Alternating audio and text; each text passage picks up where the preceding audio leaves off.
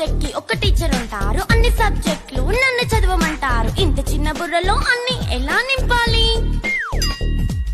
Class work, home work, fair notes అంటారు. Subject కి 3 books పెట్టి బ్యాగ్ నింపుతారు. ఇన్ఫాక్ట్ నా బరువు కన్నా నా బ్యాగ్ బరువే ఎక్కువ.